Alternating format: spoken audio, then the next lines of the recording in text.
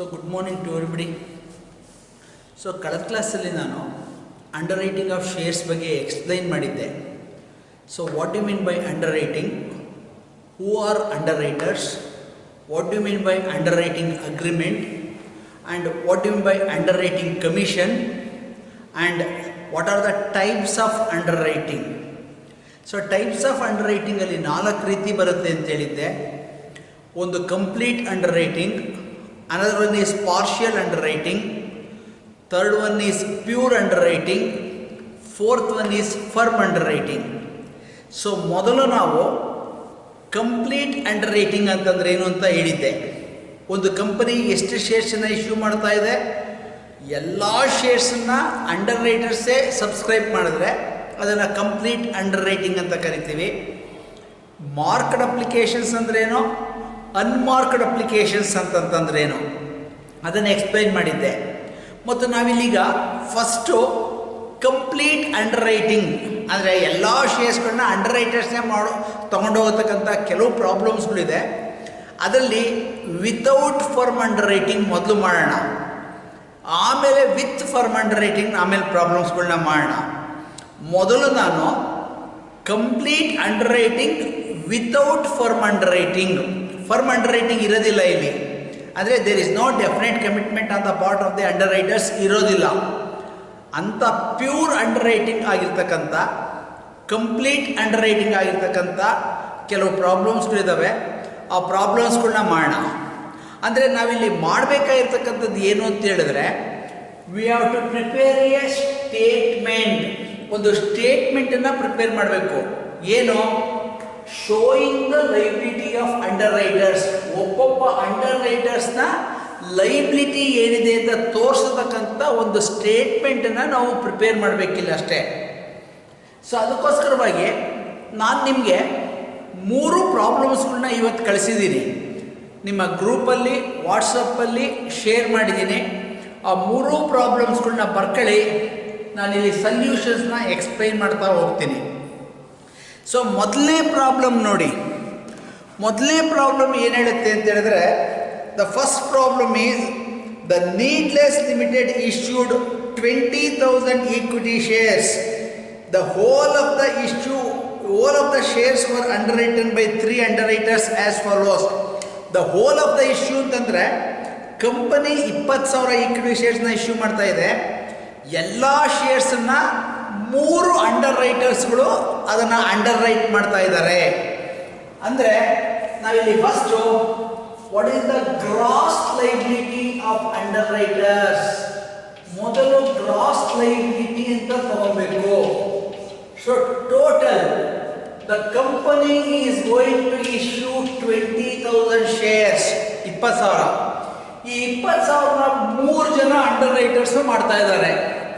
ಒಬ್ಬ ರಾಮ್, ಇನ್ನೊಬ್ಬ ರಹೀಮ್, ಇನ್ನೊಬ್ಬ ರೋಹನ್. ಅದನ್ನು ಎಷ್ಟೆಷ್ಟು ಅಂತ ಹೇಳ್ತಾನೆ? Ram is 50%. 50% of 20,000 is equal to 10,000. Next Rahim 30%. 30% of 20,000 is equal to 6,000. Next Rohan is 20%. 20% of 20,000 is equal to 4,000. Total issue ಮಾಡ್ತಾ ಇರೋದು 20,000. 10,000 Ram, 6,000 Rahim, 4,000 Rohan. Total 20,000 applications. Next ಈ ಗ್ರಾಸ್ ಲೈಬಿಲಿಟಿನಲ್ಲಿ ಲೆಸ್ ಅನ್ಮಾರ್ಕ್ಡ್ ಅಪ್ಲಿಕೇಶನ್ಸ್. ನಾನು ನಿಮ್ಗೆ ಈಗಾಗಲೇ ಲಾಸ್ಟ್ ಟೈಮಲ್ಲಿ ವಾಟ್ಸಪ್ಪಲ್ಲಿ ಒಂದು ಪ್ರೋಫಾರ್ಮಾ ಕಳಿಸಿದ್ದೀನಿ. ಥಿಯರಿ ನೋಟ್ಸನ್ನು ಕಳಿಸಿ ಪ್ರೋಫಾರ್ಮನ ಕಳಿಸಿದ್ದೀನಿ. ಆ ಪ್ರೋಫಾರ್ಮಾದಲ್ಲಿ ಏನಿರುತ್ತೆ ಅನ್ನತಕ್ಕಂಥದ್ದನ್ನು ನೋಡಿ. Less unmarked applications. ಅನ್ಮಾರ್ಕ್ಡ್ ಅಪ್ಲಿಕೇಶನ್ಸ್ನ ಇದರಲ್ಲಿ ಡಿಡಕ್ಟ್ ಮಾಡ್ಕೋಬೇಕು. How to calculate the unmarked applications. Unmarked ಅಪ್ಲಿಕೇಶನ್ಸ್ನ ಯಾವ ರೀತಿ ಕ್ಯಾಲ್ಕುಲೇಟ್ ಮಾಡೋದು ಅಂತಂದರೆ, total applications received minus marked applications. ನಮಗೆ ಟೋಟಲ್ ಎಷ್ಟು ಅಪ್ಲಿಕೇಶನ್ಸ್ ರಿಸೀವ್ ಆಗಿರುತ್ತೆ ಅದರಲ್ಲಿ ಮಾರ್ಕ್ಡ್ ಆಗಿರ್ತಕ್ಕಂಥ ಅಪ್ಲಿಕೇಶನ್ಸ್ನ ಲೆಸ್ ಮಾಡಿಬಿಟ್ರೆ ಅನ್ಮಾರ್ಕ್ಡ್ ಅಪ್ಲಿಕೇಶನ್ಸ್ ಎಷ್ಟು ಅನ್ನೋದು ಗೊತ್ತಾಗುತ್ತೆ. ಇಲ್ಲಿ ಪ್ರಾಬ್ಲಮಲ್ಲಿ ಹೇಳಿದ್ದಾನೆ, applications were received for 16,000 shares. 16,000 ಶೇರ್ಸ್ನ ಅಪ್ಲಿಕೇಶನ್ ರಿಸೀವ್ ಆಗುತ್ತೆ. ಅದು ಟೋಟಲ್ ಅಪ್ಲಿಕೇಶನ್ಸ್ ರಿಸೀವ್ಡ್. ಅದರಲ್ಲಿ ಮಾರ್ಕ್ಡ್ ಎಷ್ಟು? Out of which 4,500 shares had the stamp of Ram, 3,000 Rahim, 2,500 Rohan. ಅಂದರೆ 4,500 ರಾಮ್ದು, 3,000 ರಹೀಮ್ದು, 2,500 ರೋಹನ್ದು ಮಾರ್ಕ್ಡ್ ಅಪ್ಲಿಕೇಶನ್ಸ್. ಅಲ್ಲಿಗೆ ಟೋಟಲ್ ಮಾರ್ಕ್ಡ್ ಅಪ್ಲಿಕೇಶನ್ಸ್ ಎಷ್ಟಾಗುತ್ತೆ? So total marked applications is 4,500, 5, 7, 30 10,000 applications is marked applications. ಈ 10,000 ಹೇಗೆ ಬಂತು ಅಂತ ಹೇಳಿದ್ರೆ 4,500 ಯಾರ್ದು? ರಾಮ್ದು, 3,000 ರಹೀಮ್ದು, 2,500 ರೋಹನ್ದು. Total application received is 16,000. 10,000 is the marked applications. ಅಲ್ಲಿಗೆ unmarked applications is 6,000. 16,000 minus 10,000 is equal to 6,000. ಈ 6,000 ನ ಇದೇ ರೇಷಿಯೋದಲ್ಲಿ ಡಿಸ್ಟ್ರಿಬ್ಯೂಟ್ ಮಾಡಬೇಕು. 6,000 ಗೆ 50% ಅಂತ ಹೇಳಿದ್ರೆ 3,000. 6,000 ಗೆ 30% ಅಂತ ಹೇಳಿದ್ರೆ 1,800. 6,000 ಗೆ 20% ಅಂತ ಹೇಳಿದ್ರೆ 1,200. ಇದು ಮೂರು ಸೇರಿದ್ರೆ 6,000. ಸೊ ಇದನ್ನ ಲೆಸ್ ಮಾಡಿ. 10,000 ಅಲ್ಲಿ 3,000 ಹೋದ್ರೆ 7,000. 6,000 ಅಲ್ಲಿ 1,800 ಹೋದ್ರೆ 4,200. 4,000 ಅಲ್ಲಿ 1,200 ಹೋದ್ರೆ 2,800. ನೆಕ್ಸ್ಟ್ 20,000 ಅಲ್ಲಿ 6,000 ಹೋದ್ರೆ 14,000. ನೆಕ್ಸ್ಟ್ ಇದರಲ್ಲಿ ಲೆಸ್ ಮಾರ್ಕ್ಡ್ ಅಪ್ಲಿಕೇಶನ್ಸ್.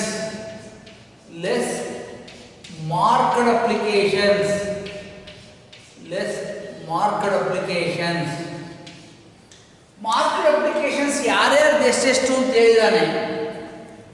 ಏದು ಅಥವಾ ರಾಮ್ದು 4,500, ರಹೀಮ್ದು 3,000, ರೋಹನ್ದು 2,500. Total marked applications were 10,000. ನೋಡಿ, ಇದು ಟ್ಯಾಲಿ ಆಗಬೇಕು. ಮಾರ್ಕ್ಡ್ ಅಪ್ಲಿಕೇಶನ್ಸ್ ಇದೆರಡು ಒಂದೇ ಇರಬೇಕು. So 4,500, 3, 2,500 total 10,000. ಅದೇ 10,000 ಇಲ್ಲಿ ತಗೊಂಡಿರೋದು. Total application received is 16,000 minus 10,000. So ಇದನ್ನ ಡಿಡಕ್ಟ್ ಮಾಡಿದ್ರೆ 7,000 minus 4,500, 2,500. 4,200 minus 3,000, 1,200. 2,800 minus 2,500, 300. 14,000 minus 10,000, 4,000.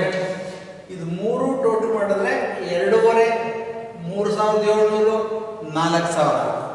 ಇದನ್ನ ನಾವು ನೆಟ್ ಲೈಬಿಲಿಟಿ. ಇದು ಗ್ರಾಸ್ ಲೈಬಿಲಿಟಿ, ಇದು ನೆಟ್ ಲೈಬಿಲಿಟಿ.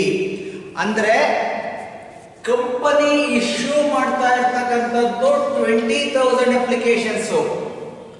ನಾವು total applications received 16,000.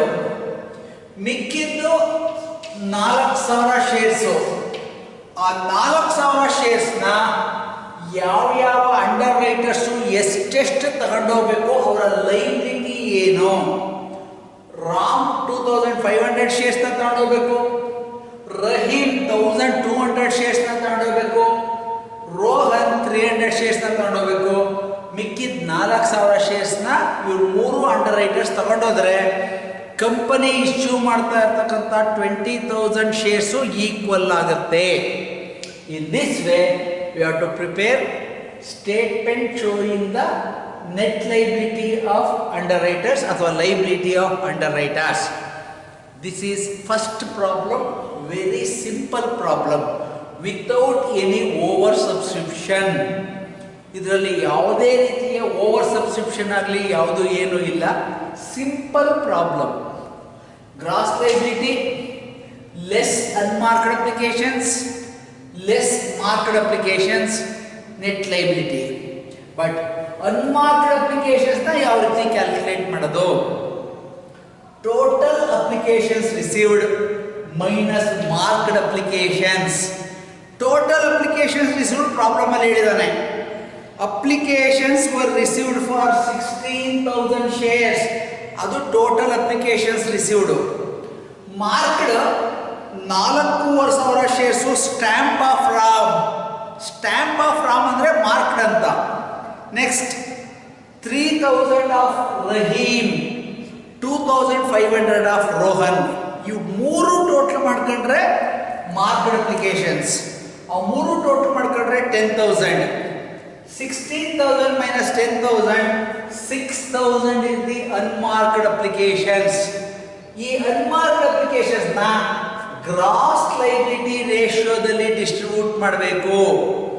Gross liability ratio ಅಂತ ಹೇಳಿದ್ರೆ 5:3:2. 5:3:2 ಅಂದರೆ 3,000, 1,800, 1,200 ಮಿಕ್ಕಿದ್ದು. ಅದರಲ್ಲಿ ಲೆಸ್ ಮಾರ್ಕ್ಡ್ ಅಪ್ಲಿಕೇಶನ್ಸ್ ಕೊಟ್ಟಿದ್ದಾನೆ. ಮಾರ್ಕ್ಡ್ ಅಪ್ಲಿಕೇಶನ್ಸ್ ರಾಮ್ ಎಷ್ಟು, ರಹೀಮ್ ಎಷ್ಟು, ರೋಹನ್ ಎಷ್ಟು, ಮಿಕ್ಕಿದ್ದು net liability. This is first problem, very simple problem. Next ಎರಡನೇ ಪ್ರಾಬ್ಲಮ್ ಬರೋಣ. So look at the second problem. So second ಪ್ರಾಬ್ಲಮ್ನ ನೀವು ನೋಡಿದಾಗ there is no much difference. Same ಹಾಗೆ ಕೊಟ್ಟಿದ್ದಾನೆ, ಹೆಸರು ಮಾತ್ರ ಚೇಂಜ್ ಮಾಡಿದ್ದಾನೆ. Neeraj sugar company limited was incorporated on 1/1/1997. It issued 20,000 shares. ಅದು ಸಹ 20,000 ಶೇರ್ಸ್ನ ಇಶ್ಯೂ ಮಾಡುತ್ತೆ. The whole issue was underwritten by 3 underwriters.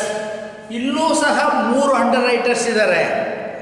A 10,000, B 6,000, C 4,000. Company issue ಮಾಡ್ತಾ ಇರೋದು 20,000 ಶೇರ್ಸು. 3 ಜನ ಅಂಡರ್ ರೈಟರ್ಸ್ ಇದ್ದಾರೆ, A, B and C. A is going to underwrite 10,000 shares, B is going to underwrite 6,000 shares, C is going to underwrite 4,000 shares, total 20,000. It means it is a complete underwriting. 10,000, 6,000, 4,000, total 20,000. These 20,000 fully underwritten by 3 underwriters. That's why this is also a complete underwriting. Here the only changes is name. Name ಅಂತಂದ್ರೆ ಇಲ್ಲಿ ರಾಮ್, ರಹೀಮ್, ರೋಹನ್ ಅನ್ನ ಬದಲು A, B and C, A, B and C ಬರುತ್ತೆ. A, B and C ಅಂತಾದ್ಮೇಲೆ next ನಾವು we have to calculate the liability. So we will prepare same table. 3 ಜನ underwriters ಇದ್ದಾರೆ. 5 columns ಬರೋ ರೀತಿಯಲ್ಲಿ ಒಂದು ಟೇಬಲ್ನ ಪ್ರಿಪೇರ್ ಮಾಡ್ಕೊಳ್ಳಿ. ನಮಗೆ ಎಷ್ಟು ಜನ ಅಂಡರ್ ರೈಟರ್ಸ್ ಇರ್ತಾರೋ ಅದ್ರ ಜೊತೆಗೆ 2 ಕಾಲಮ್ ಎಕ್ಸ್ಟ್ರಾ ಆಗುತ್ತೆ. ಯಾವುದು? ಒಂದು ಪರ್ಟಿಕ್ಯುಲರ್ಸು, ಒಂದು ಟೋಟಲ್ಲು. 3 ಜನ ಅಂಡರ್ ರೈಟರ್ಸ್ ಇದ್ದಾರೆ, 5 ಕಾಲಮ್ಸ್ ಬರುತ್ತೆ. 4 ಜನ ಅಂಡರ್ ರೈಟರ್ಸ್ ಇದ್ದರೆ 6 ಕಾಲಮ್ಸ್ ಬರುತ್ತೆ. 5 ಜನ ಅಂಡರ್ ರೈಟರ್ಸ್ ಇದ್ದರೆ 7 ಕಾಲಮ್ ಬರುತ್ತೆ. ಎಷ್ಟು ಜನ ಅಂಡರ್ ರೈಟರ್ಸ್ ಇದ್ದಾರೋ ಅದ್ರ ಜೊತೆಗೆ 2 ಕಾಲಮ್ನ ಎಕ್ಸ್ಟ್ರಾ ಮಾಡ್ಕೊಳ್ಳಿ. ಒಂದು ಪರ್ಟಿಕ್ಯುಲರ್ಸು, ಲಾಸ್ಟಲ್ಲಿ ಟೋಟಲು. ಇಲ್ಲಿ A 10,000, B 6,000, C 4,000, total 20,000 same.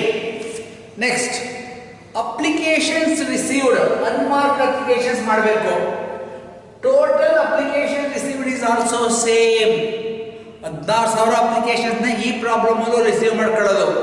ಅಲ್ಲಿಗೆ total applications received were 16,000. Next marked applications were as follows. ಅದರಲ್ಲಿ ಮಾರ್ಕ್ ಆಗಿರೋ ಅಪ್ಲಿಕೇಶನ್ಸ್ ಆಸ್ ಫಾಲೋಸ್ ಅಂತ ಹೇಳ್ತಾನೆ. A 8,000, B 2,850, C 4,150. ಇದು 3 ಸೇರಿದ್ರೆ ಎಷ್ಟಾಗುತ್ತೆ ನೋಡಿ. So 8,000 plus 2,850, 10,850. 10,850 ಪ್ಲಸ್ 4,150, 15,000. 15,000 ನಮಗೆ marked applications. So 8 2 14 1 15, 15,000 is the marked applications. ಈ 3 ಟೋಟಲ್ ಮಾಡ್ಕೋಬೇಕು.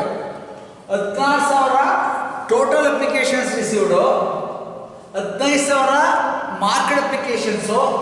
ಅಲ್ಲಿಗೆ ಅನ್ಮಾರ್ಕ್ಡ್ ಈಸ್ ಓನ್ಲಿ 1,000. ಕಳೆದ ಪ್ರಾಬ್ಲಮ್ನಲ್ಲಿ 6,000 ಇತ್ತು, ಬಟ್ ಇಲ್ಲಿ only 1,000 is the unmarked applications. ಈ 1,000ನ ಸೇಮ್ ಗ್ರಾಸ್ ಲೈಬಿಲಿಟಿ ರೇಷಿಯೋ. ಏನು ಗ್ರಾಸ್ ಲೈಬಿಲಿಟಿ ರೇಷಿಯೋ? 5:3:2, 10:6:4 ಅಂದ್ರೂ ಒಂದೇ, 5:3:2. ಅಂದರೆ 1,000ಗೆ 5 ಪೋರ್ಷನ್ ಅಂತ ಹೇಳಿದ್ರೆ 500, 300, 200. ಇದು 3 ಸೇರಿದ್ರೆ 1,000. ಸೊ ಇದನ್ನ ಲೆಸ್ ಮಾಡಿ. 1,000 ಅಲ್ಲಿ 500 ಹೋದ್ರೆ 9,500. 6,000 ಅಲ್ಲಿ 300 ಹೋದ್ರೆ 5,700. 4,000 ಅಲ್ಲಿ 200 ಹೋದ್ರೆ 3,800. ಇದು 3 ಟೋಟಲ್ ಮಾಡಿದ್ರೆ 19,000. ಇದರಲ್ಲಿ less marked applications.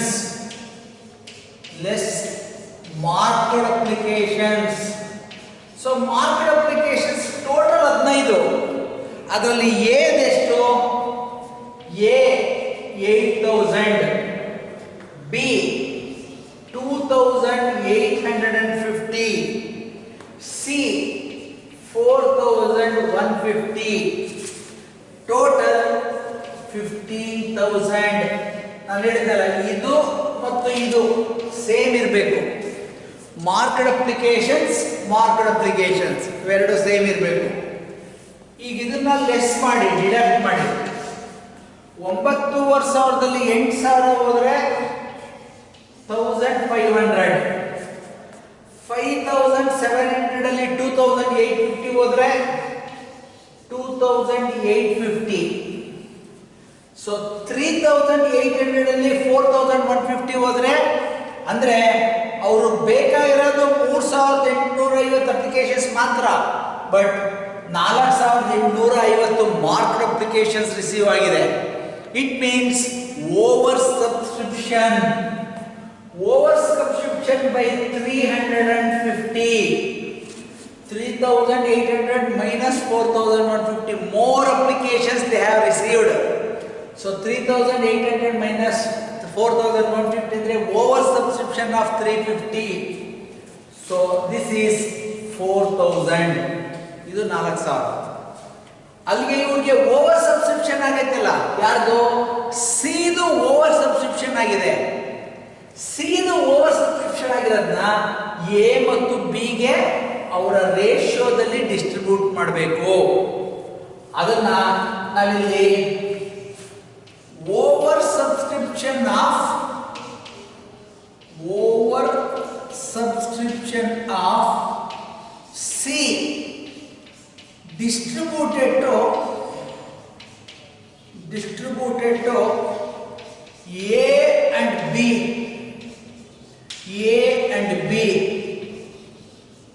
in the ratio of 5:3. Ivrdu 5 ratio, ivrdu 3 ratio. In the ratio of 5:3. 350 oversubscription ಆಗಿದೆ.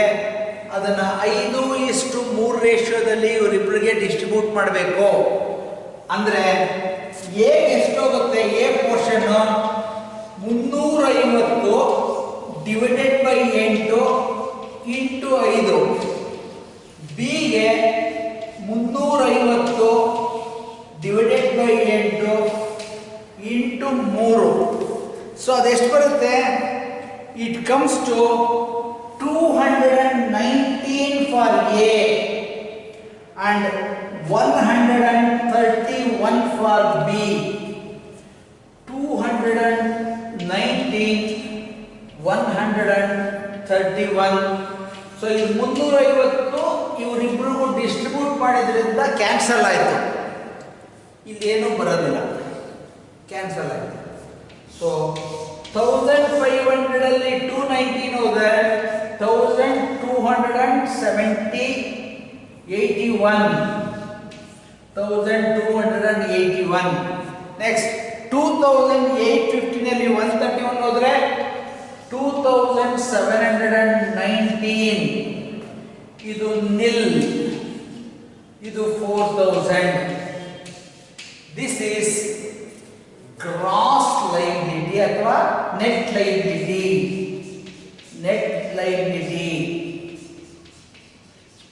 ಎ 1281 ಅಪ್ಲಿಕೇಶನ್ಸ್ ತಗೊಂಡು ಹೋಗ್ತಾನೆ ಶೇರ್ಸ್ನ. ಬಿ 2719 ಅಪ್ಲಿಕೇಶನ್ಸ್ ಅಥವಾ ಶೇರ್ಸ್ನ ತಗೊಂಡು ಹೋಗ್ತಾನೆ. ಟೋಟಲ್ 4000 ಅಪ್ಲಿಕೇಶನ್ಸ್ನ ತಗೊಂಡು ಹೋಗ್ತಾರೆ.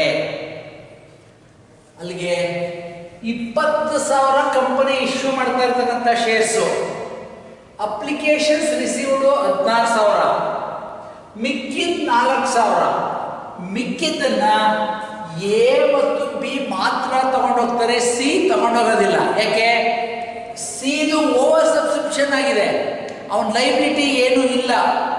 ಅವನಿಗೆ ಮಾರ್ಕ್ ಅಪ್ಲಿಕೇಶನ್ಸೇ ಜಾಸ್ತಿ ಬಂದಿದೆ. ಅವನು ಒಪ್ಕೊಂಡಿದ್ದು 4,000 ಶೇರ್ಸು, ಮಾರ್ಕ್ಡೆ 4,150 ಬಂದಿದೆ. ಅಲ್ಲಿಗೆ ಅವನ ಲೈಬಿಲಿಟಿ ಏನೂ ಇಲ್ಲ. ಇವ್ನು 10,000 ಒಪ್ಕೊಂಡಿದ್ದ, ಮಾರ್ಕ್ ಬರೀ 8 ಬಂದಿದೆ. ಇವನ್ ಶೇರು ಸ್ವಲ್ಪ ಬರುತ್ತೆ, ಮಿಕ್ಕಿದ್ದನ್ನು ಇವನು ತೊಗೊಂಡೋಗ್ತಾನೆ. ಈ ರೀತಿಯಾಗಿ ವಿ ಹ್ಯಾವ್ ಟು ಕ್ಯಾಲ್ಕುಲೇಟ್. ಕಳೆದ ಪ್ರಾಬ್ಲಮ್ಗೂ ಈ ಪ್ರಾಬ್ಲಮ್ಗೂ ನೋಡಿ ವ್ಯತ್ಯಾಸ. ಕಳೆದ ಪ್ರಾಬ್ಲಮಲ್ಲಿ ಯಾರ್ದು ಓವರ್ ಸಬ್ಸ್ಕ್ರಿಪ್ಷನ್ ಇರಲಿಲ್ಲ. ಯಾಕೆ? ಮಾರ್ಕ್ ಅಪ್ಲಿಕೇಶನ್ಸ್ ಎಲ್ಲರದು ಈಕ್ವಲ್ ಇತ್ತು, ಕಡಿಮೆ ಇತ್ತು. ಬಟ್ ಇಲ್ಲಿ ಸಿದು ಮಾರ್ಕ್ ಅಪ್ಲಿಕೇಶನ್ಸ್ ಜಾಸ್ತಿ ಇದೆ, ಅವನು ಜಾಸ್ತಿ ಬಂದಿದ್ದನ್ನ ಇವರಿಬ್ರಿಗೂ ಡಿಸ್ಟ್ರಿಬ್ಯೂಟ್ ಮಾಡ್ತೀವಿ. ಈ ರೀತಿ ಓವರ್ ಸಬ್ಸ್ಕ್ರಿಪ್ಷನ್ ಆಗಿರತಕ್ಕಂತೆಲ್ಲ ಮಿಕ್ಕಿದ್ದ ಅಂಡರ್ ರೈಟರ್ಸ್ಗೆ ಡಿಸ್ಟ್ರಿಬ್ಯೂಟ್ ಮಾಡ್ಕೊಂಡು ಕೊನೆಯಲ್ಲಿ ನಾವು ಅಂಡರ್ ರೈಟರ್ಸ್ ಲೈಬಿಲಿಟಿನ ಕ್ಯಾಲ್ಕುಲೇಟ್ ಮಾಡಬೇಕಾಗತ್ತೆ. So in this way we have to calculate statement showing the liability of underwriters. This is the second problem. ಸೊ ಮೊದಲನೇ ಪ್ರಾಬ್ಲಮ್ಗೂ ಎರಡನೇ ಪ್ರಾಬ್ಲಮ್ಮು ಸೇಮ್ ಅಮೌಂಟ್ ಬರುತ್ತೆ, but marked applications are changes. Marked applications change ಆದಾಗ unmarked application is also changes. But ಯಾವ ರೇಷಿಯೋದಲ್ಲಿ ಹಂಚಬೇಕು, over subscription ಆದಾಗ ಯಾವ ರೀತಿ ಮಾಡಬೇಕು ಅಂತಕ್ಕಂಥದ್ದನ್ನು ಇಲ್ಲಿ ನೀಟಾಗಿ ನಿಮಗೆ ಗೊತ್ತಾಗುತ್ತೆ. ಸೊ ಈ ರೀತಿ ಸಿಂಪಲ್ ಪ್ರಾಬ್ಲಮ್ಸ್ಗಳು ಮಾತ್ರ ನಾನೀಗ ಮಾಡಿರ್ತೀನಿ. ಇದ್ರ ಜೊತೆಯಲ್ಲಿ ಫರ್ಮ್ ಅಂಡರ್ ರೈಟಿಂಗ್ ಬರುತ್ತೆ. ಇಲ್ಲಿ ಒಂದ್ಸರಿ ಓವರ್ ಸಬ್ಸ್ಕ್ರಿಪ್ಷನ್ ಬಂತು, ಅದೇ ರೀತಿ 2-3 ಸಲ ಓವರ್ ಸಬ್ಸ್ಕ್ರಿಪ್ಷನ್ ಆಗತಕ್ಕಂಥ ಪ್ರಾಬ್ಲಮ್ಸ್ ಇರುತ್ತೆ. ಅದು ಮೂರನೇ ಪ್ರಾಬ್ಲಮ್ ಇದೆ ನೋಡಿ. I have also sent third problem. ಆ ಥರ್ಡ್ ಪ್ರಾಬ್ಲಮಲ್ಲಿ A B C D E F 6 ಜನ ಅಂಡರ್ ರೈಟರ್ಸ್ ಇದ್ದಾರೆ. There are 6 underwriters A B C D E F. ಅದಕ್ಕೋಸ್ಕರ ಅದರಲ್ಲಿ ಏನಾಗುತ್ತೆ, 2 ಸಲ ಓವರ್ ಸಬ್ಸ್ಕ್ರಿಪ್ಷನ್ ಆಗ್ತಾ ಬರುತ್ತೆ, ಅದನ್ನು ಡಿಸ್ಟ್ರಿಬ್ಯೂಟ್ ಮಾಡ್ತಾ ಹೋಗ್ಬೇಕಾಗತ್ತೆ. ಕ್ಯಾಲ್ಕುಲೇಷನ್ ಈಸ್ ಮೋರ್, ಸ್ವಲ್ಪ ಕ್ಯಾಲ್ಕುಲೇಷನ್ ಜಾಸ್ತಿ ಇದೆ. But the procedure is same ಪ್ರೊಸೀಜರ್ನ ನಾವು ಫಾಲೋ ಮಾಡಬೇಕು. Gross liability less unmarked applications. How to calculate the unmarked applications means total applications received minus marked applications. Total applications received you will be given in the problem.